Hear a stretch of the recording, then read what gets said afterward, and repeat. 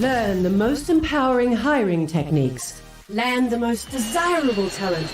Launch your company towards massive success. This is the Higher Power Radio Show with your host, Rick Girard. All right, now we've all heard the phrase that people don't leave jobs, they leave managers.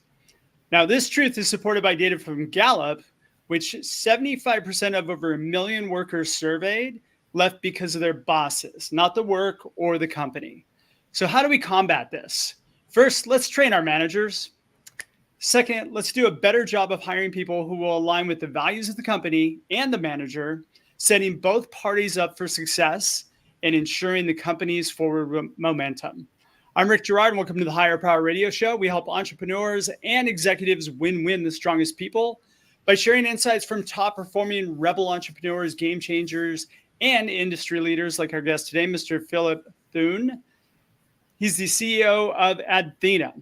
Now, he's been involved in the tech startup and online search sectors for over 20 years and is a proven leader in ad tech and digital media space. Adthena is an award-winning search intelligence platform to help brands, marketers, and agencies dominate their competitive landscapes. Now, what's cool about Phillip is he's a values-driven leader who has helped scale 4 different companies from early stages, including FindWhat.com, which went from $500K in revenue and 35 employees when he joined to over 200 million and 500 employees with a market cap of over 700 million, which is what makes Phillip the perfect expert for today's topic. Phillip, welcome to the Higher Power Radio Show. Thanks, Rick. Nice to be here. Yeah, it's a pleasure to have you. All right, so where I always like to, we're going to tackle the topic of turnover today, right? And I believe that turnover in the first year, especially when you hire people, is totally avoidable, right? And it's been my experience that it's caused by 3 things. One, the leadership's pain, like the need to stop the pain. Like we just had somebody leave, which became a big surprise. And so we got to scramble really quickly and just get somebody to do the work. 2, maybe it's a planned hire and the process is rushed. You've talked to a lot of people, you haven't really quite found the right person. And then all of a sudden it's like, you know what, this position's been open for too long. Let's just hire the next body who was willing to take the job. And then the third thing is assumptive decision-making. Now this usually happens with referrals, right? So Johnny made a referral to me. Let's just assume that Johnny knows this person. It's probably a pretty good person. So we're just going to shortcut the interview process and hire him. Now, so I don't know if you've seen the same thing, but, what are your thoughts on that? Yeah, no, I agree with that, right? I think the turnover is so expensive in so many different ways that, yeah, taking an extra month or sometimes an extra 2 months, 3 months, if that means you hire the right person and that person sticks around, that's worth the pain, because it can be painful, right? We've had that in pretty much every company I've been at where people are just screaming for more support. Can we hire more people? I'm working too hard. I'm missing things. So yeah, it's that kind of short-term pain, which is the thing right in front of you. You want to fix as soon as possible. But you got to balance that with, bringing in somebody who's going to last for 4 months, and then you have to do the whole process all over again. Just not worth it. Yeah, I totally hear you. So share a story that you've dealt with that's in and around that. Well, I think you started out by mentioning that one of the largest reasons people leave their jobs is their manager, and there's definitely others, right? So people sort of. Sometimes they need a change. Let's say they have been with the company for a long time and they feel like they're just kind of getting stuck. So they need a change. compensation comes up, right? I've found that most people, if not all people, are never all that happy with their compensation, which I actually think is a good thing, right? If you have somebody in the chair who's like, "Oh, I'm being overpaid," right? There's probably something wrong there, right? So it's a thing you have to deal with, and you have to be really respectful of, because it determines, right, how your team lives their lives. But in a weird way, it's a good thing, right? So yeah, no, there's a long list of reasons that people might start looking for another job, and I think some of what I know we'll talk today about is, how do you get in front of that? How do you make sure you're aware of that, so that you can kind of address it before it becomes a problem? The whole goal that I've always had with all these various companies is I want people to feel comfortable, telling us that they have an issue, that there's something that's making them unhappy. Because if they do that, then we have a chance to fix it before we get into all those things of somebody leaving with 2 weeks notice, and then you can't find somebody, that whole thing. Yeah. Now to set things up too, you're fairly new as the CEO at Adthena, right? Right. So, um, you know, change is also a reason too. Like, usually when somebody new comes in at a very high level, um, it's your job to rock the boat a little bit, right? So I would imagine that that's going to be kind of a normal thing. Any story you can kind of share there from your experience? Yeah, my approach, because I've now done this several times, right? I'm a huge fan of founders and entrepreneurs. And so, and I've been a co-founder and an entrepreneur, but more of my career has been joining a company that's already gone from kind of 0 to 1 or 0 to 2. And I come in to try to kind of help it go to the next level.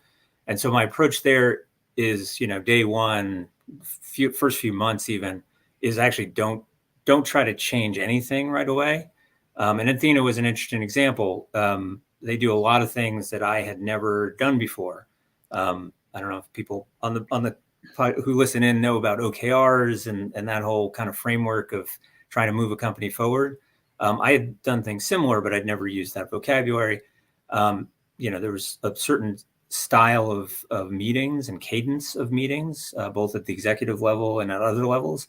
I didn't change any of that when I came in. And actually, it's now a little bit over a year later. I haven't changed any of that. So there are definitely things that we did change, but you kind of want to come in and see what's working. Keep the things that are working, because everybody's used to that. So why would you make somebody revolve around kind of something I did in a previous job? That doesn't make sense. So if something's working, keep that. It's working well. I'll figure out how to join along. And then there's with things that aren't working. Yeah, you want to change those as quickly as you can. Yeah. I would imagine though that, like, with change comes, with new people who are joining companies, and with change comes, really lifting up the hood to see what's going on underneath, right? So I would imagine that, usually when things are a lot of things get overlooked, right? So I would imagine that, like, maybe you were able to kind of uncover some people that weren't performing to the standards of what your expectations were, or or maybe people got nervous because they didn't want you to find that. Yeah, no, at Athena, I've been kind of fortunate, right? I think Cool. the team I came into was a really good one. Not, there have been people who have kind of left the team since, some kind of their choice, some was sort of our choice. But that's another one. And I probably err on the side of giving people second chances, third chances, going back to the point you made at the very beginning, because changing somebody out can be so painful, and trying to look for that new person. So that was my mindset coming in. And again, I got lucky that this team is pretty good, and especially at the executive level. We had one executive depart like three weeks after I started. But yeah, since then, everybody else on the executive team has been great, and are people that I kind of really want to keep together, because you lose so much momentum when you make that change. And frankly, I'm a new CEO, right? So there was a change at CEO. So you got to kind of let people sort of settle through that change, because that's about as big a change as you can have from a personnel perspective. Yeah, for sure. For sure. Are you listening to the Higher Power Radio Show? For our podcast listeners, we're going to take a quick educational moment from our sponsors. Yeah, I'm digging in deeper with my guest, Phillip Thune. He is the CEO of Adthena, and we're talking about kind of turnover and his journey in taking ownership of a new company. What is this, your fifth, fourth? Where are you? Fifth. Fifth. I love it. And, he's going to hopefully rub off some of that magic that he has on the InterTrue, and we'll start, getting that momentum as well. All right, so let's talk about how you have kind of a method that you install. Like, how do you solve the problem of attrition? Right. So I think that the number one thing I mentioned before is understanding what reasons people might have to start looking for a new job. Sure. Right. And so when I first started at Adthena, I think it was either my first or my second all hands call. We have a monthly call, go over sort of how the company's doing, lots of things. So I kind of rolled out these sort of, not really rules, but things we want Adthena to live by, we want managers to live by. Guidelines. Headlines, yeah. And one of them I call the don't quit rule. Okay. And what that really means is don't quit without talking to us first. And for that rule to work, you really need to kind of live it. You need team members to feel like there will be no repercussions, right? I'm sure we all know stories of people who work at jobs and they're like, God, if I told my manager I was thinking of quitting, I'd be out the door so fast, they'd never give me a second thought, right? That's like every corporation out there, right? Yeah. Well, I think there's a few, but we want to be the opposite of that, right? Yeah. We want there to be an open dialogue where you're telling us how you're feeling, you're telling us where you want your career to go, and we're not just listening, we're trying to figure out, can we meet those needs? So one example, the last company I was at, somebody we had was great at marketing. That's the role we hired him for. And they said, look, I've got a young child. I got another one on the way. I know I'm going to want to send him to private school, and the compensation I make right now in this role just won't cut it. So that was awesome, because they didn't need to pay for private school next month or next year. They were kind of thinking, longer term. And the great news is they were thinking about staying at our company longer term. And so my suggestion there was, hey, you know what? I think you'd be good at sales. And if you're not good at sales, you're actually going to make less money than you make now. But if you're good at sales, you're going to make significantly more money than you do in your current job. Plus, this person had aspirations of one day being a COO or CEO. And I was like, you know what? Having been in the sales role is just super, super helpful if you eventually want to be in sort of a higher management position. So they were willing to try it. Because we had that conversation, we obviously needed to replace him on the marketing side. But because we had that conversation, it was a very smooth transition. He kind of was doing half and half for a while until we found his replacement. He was able to train the replacement, and then he was able to go full bore into sales. And the postscript did great. And he's actually now in a CEO position, having been, still at that same company. All right. So you just hit the nail on the head. Like you're sparking two things. One, communication, and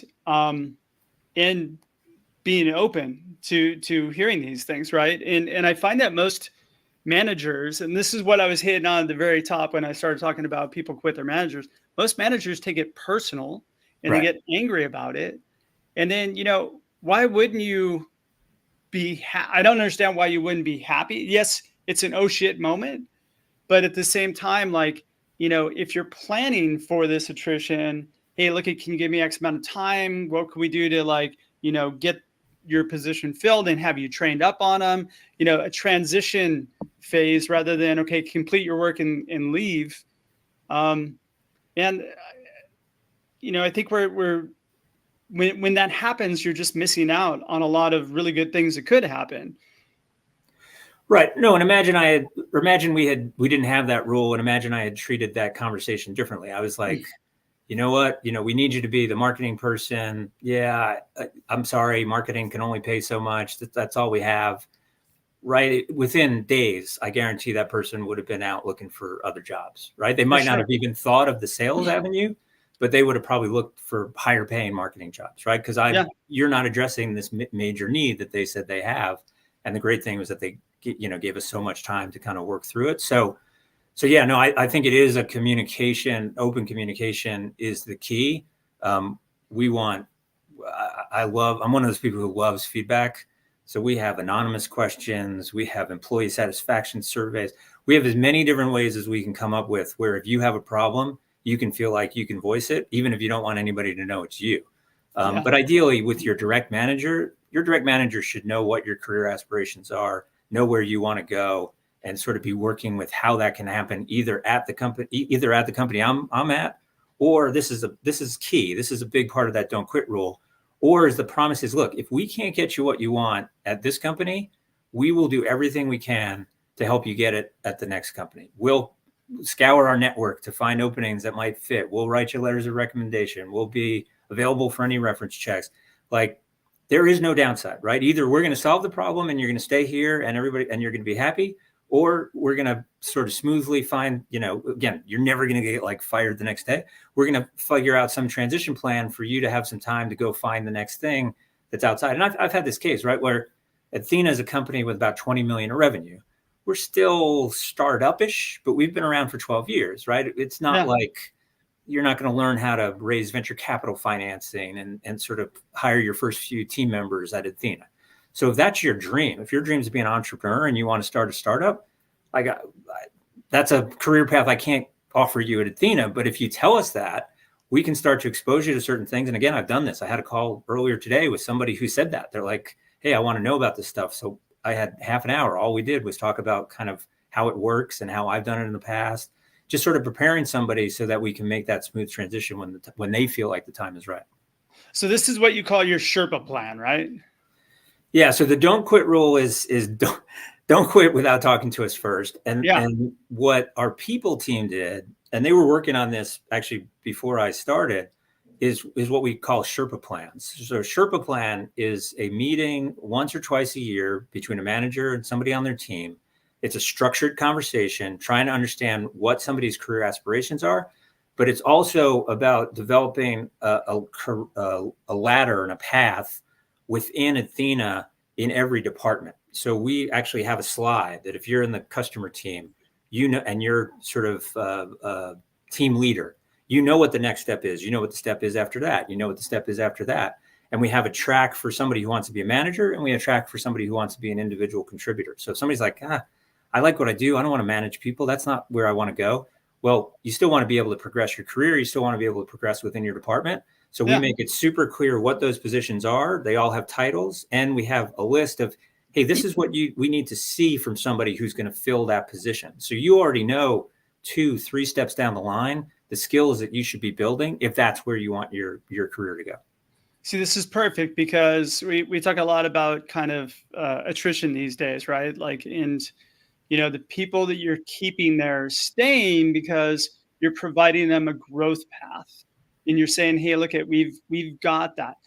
As a headhunter, I've found that most of the reason why I was able to recruit people out of companies and place them in another company is because they didn't have a growth path. Nobody really cared about what was in it for them. And it was very easy to have these conversations with people who are like, look, I've been here for 2, 3, 5 years. My managers never talked to me about where I want to go. It's just like, you're just piling on more work. And I'm just going through the hamster wheel, right? Like I'm just doing the same thing over and over again, and I'm not seeing a growth path here. And you'd be surprised at how many people, from my side as a recruiter have told me, like, money's not even that important.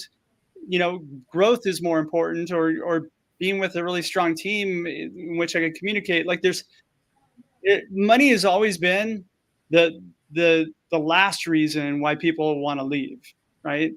But if you're fostering a growth path for somebody and you're helping them plan their exit, their graduation, so to speak, then why shouldn't they have that experience, right? It's just Yeah, no, and again, that sort of openness and transparency. I find compensation, because like I said, right, like nobody's seems to ever be happy with their compensation. So one of the things we will talk about, if that is what's driving you, if you do have young kids who have to go to private school in a few years, we'll tell you how much you'll make at those higher, those other positions along the ladder. And and again, going back to that example I used of the person who went from marketing to sales, I think that's really helpful for somebody. Like, again, some people, money is really a motivator. It's really a factor, and they've got sort of some numbers in their head. And if that's what drives them, then you have to listen, or they're going to leave anyway, right? It's like just ignoring the problem is not solving it. They're just going to leave you with like a 1 week notice or 2 weeks notice. So yeah. So to the extent that, I do find that's interesting that you say compensation sometimes the last. I find like it's always one of the more important. I think it's not as important as kind of liking your manager, because no amount of money sometimes is enough to deal with somebody you can't stand. But no, money and compensation is typically up there. And I think if you're going to implement something like we're trying to implement here, I think you've got to be pretty transparent about what the various levels pay. And if that's not enough for somebody, then either we help them find something outside the company, or maybe they could move within the company to a different department that pays more. Here's what I've experienced is I think that, and I've coached candidates to say this, right, is that when you tell a company you're leaving, it's really easy for me to say, well, I got this offer. It's a lot more money than what I'm making here. And it's a really easy way to get out. Like I think that candidates, or I think that people tend to kind of like, what's the path of least resistance to me telling my manager that I have to leave? Well, the XYZ company made me a huge offer. I'm going to go take it because I need more money. But I don't think it's the reason why they start looking most of the time. Yeah. Interesting. Yeah. Yeah. I think part of what, one of the other kind of rules, I think, that sort of goes along with this is, you kind of should be paying people fairly, right? Yeah, and for so sure. what part of the don't quit rule, which, as you can imagine, right? So, and we've had this, right, recently. If somebody comes to us and says, hey, look, I'm making X and I just got an offer from a headhunter, or I've been looking and they're offering me 20% more, will you match it? First of all, we're going to say, well, you didn't follow the don't quit rule. So our conversation is not going to go as smoothly as you think it's about to. Number one. And number two, it's like, no, we're not going to match it. If you want to understand how you can make 20% more at Adthena, we are absolutely ready to have that conversation. It's not going to be tomorrow. So if it's really important that you have 20% more in your paycheck starting next week, maybe you should take that job. But we're never going to be in a case where somebody says, hey, somebody just made me an offer 20% more. Will you match it? The answer is no. We're paying you what we think is fair. We think you have lots of room to grow. We can point you to how you're going to get there, but it's not going to be because some other company is offering you that. So when you presented this don't quit rule initially, how did that go? So it was a little tricky. So I talked about it, and then just unfortunately, based on where the company was, we actually had to downsize a bit. So we sort of, unfortunately, about 6 people. We sort of let them go and just didn't fill those positions. And so I didn't think that kind of message goes over all that well when you're asking people to leave, right? If we're sort of saying, hey, don't quit, but we're going to ask you to leave. And the reason that downsizing, that's a tough one. And the downsizing is painful because those 6 people were all good people and it wasn't their fault, right? Sometimes we ask people to leave because they're not getting the job done, right? And that's fair enough. But when you do downsizing, then it's not their fault. And so it's really hard to have this don't quit, but we might ask you to leave kind of thing. So I backed off of it. And then we implemented the Sherpa plans kind of second half of last year. I thought it was going well. We didn't have very much attrition or people leaving in Q3 or Q4. So in my head, I'm like, okay, I mentioned the don't quit rule. We have the Sherpa plans. We're starting to roll them out. I think we're in good shape. And then Q1 of this year, so not that long ago, I think we had a series of 4 or 5 people just kind of left, didn't tell us any. They're just like, hey, I'm leaving 2 weeks notice. And so kind of good slap in the face for me, like, hey, you need to re-emphasize this. You need to reintroduce it. You need to make sure people understand what we're talking about, why it's helpful for them, why it's helpful for us. So we kind of had to almost restart it. Yeah, I would imagine it's just like anything. I mean, you got to reinforce that stuff. Anything that's new, you have to do it a bunch, right? So Yeah. now are you having people that are coming to you and having conversations? We are. Yeah, we That's are. good. It's actually funny. I always, again, open door. Anybody in the company can book time with me. I try to proactively ask people to book time with me, just so I can kind of stay up to date. I think crucial in a remote first company, because Yeah. you don't get those sort of just easy conversations walking down the hall. But yeah, I've had a few people. It's funny. I've had a few people who want to talk to me about what they want with their career, and the very first thing they say is, "Look, I'm not thinking about quitting." Right. So they start, so you kind of, when people start repeating back kind of the thing you're trying to message, then you have a sense that, okay, maybe people are listening. That's great. Here's what I like about this is that you've created a safe environment for open communication, which like is super important, I think, for any organization. Um, but also, you guys have made it pretty well known that you're not going to take anything personal. And quite frankly, like, you know, let's work together on getting this worked out. Um, so kudos to you. This is really cool stuff. I think that anybody who's listening to our audience, I mean, you know, I've had other people that have talked about boomerang hires, where they've had people that have left the company, they've graduated out, they've gone to another company, they went into another company and realized, oh crap, this other place I was at was pretty great. Can I go back?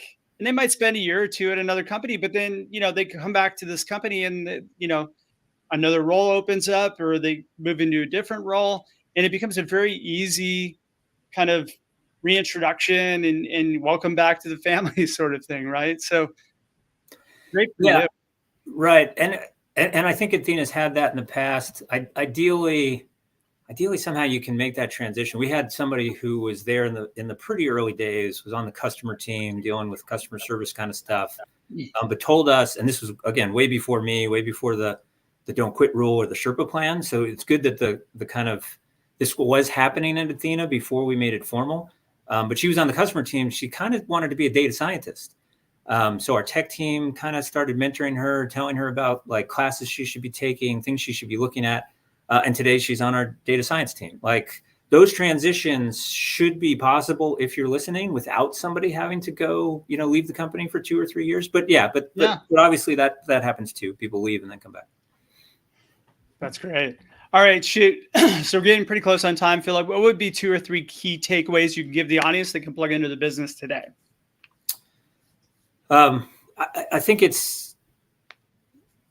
thing that I want Adthena team members to believe is like, this company is weirdly obsessed with my career, right? Like as much as my parents or my spouse. So, like, I think if you can get that across to your team, I promise you that the benefits will be, you are going to have situations where you just can't get that person what they want at your company. Like I said, their dream has been to do a startup from scratch. Okay, well, do everything you can to help them and follow through on that. Partly it's just good karma, but it's just been amazing to me in my career, like how often sort of that kind of good environment sort of does come back and help you. They recommend the company to somebody they know, or I don't know. I've had people who I've done that for, and then years later, they're like a customer.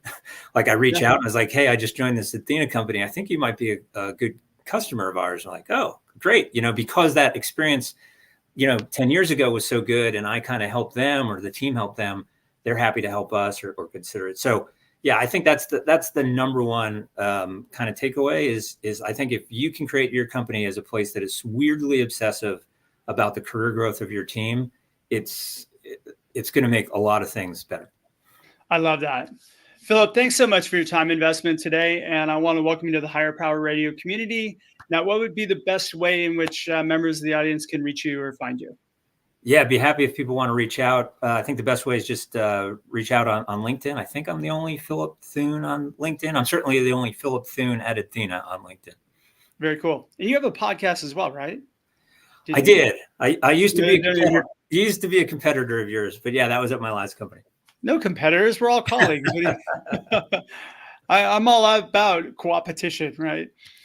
All right. So thank you for tuning in this week's episode of Higher Power. Quick thanks to our team, Brian Colburn, Andrea Ballin, and Ayla Girard.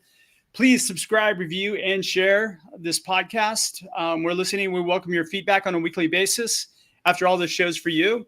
You can join the Higher Power Radio community at Higher, H-I-R-E, Power, P-O-W-E-R, radio, R-A-D-I-O.com, or you can reach out to me at rick@innertrue.ai. Tune in next Tuesday. Our guest is going to be Jonathan Hart. He's the CEO of H2L Solutions. I'm your host, Rick Girard, and you have been listening to the Higher Power Radio Show. Aloha. Thank you for listening to Higher Power Radio. Catch our LinkedIn Live show every Tuesday at noon, or download the podcast on iHeartRadio, iTunes, YouTube, or your favorite podcast platform. We appreciate you joining us on Higher Power Radio with your guide to hiring success, Rick Girard.